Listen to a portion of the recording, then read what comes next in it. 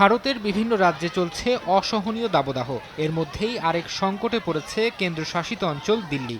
পানির এই সংকট কাটাতে এবার সুপ্রিম কোর্টের দ্বারস্থ হয়েছে দিল্লি প্রশাসন। ভারতীয় গণমাধ্যম বলছে, 1 মাসের জন্য হরিয়ানা, উত্তরপ্রদেশ ও হিমাচল প্রদেশ থেকে দিল্লিতে পানি সরবরাহের আবেদন করা হয়েছে। দিল্লির মুখ্যমন্ত্রী অরবিন্দ কেজরিওয়াল সামাজিক মাধ্যম এক্সে জানিয়েছেন, চলমান দাবদাহের কারণে পানির চাহিদা বেড়েছে। অন্যদিকে দিল্লিতে পানি সরবরাহ কমিয়ে দিয়েছে পার্শ্ববর্তী রাজ্যগুলো। বর্তমান সংকট নিয়ে রাজনীতি না করতেও ক্ষমতাসীন বিজেপির প্রতি আহ্বান জানান কেজরিওয়াল, চান তাদের সহায়তা। হরিয়ানা ও উত্তরপ্রদেশ সরকারের সঙ্গে আলোচনা করে দিল্লিতে পানি সরবরাহ করতে কেন্দ্র সরকারের প্রতিও আহ্বান জানান তিনি।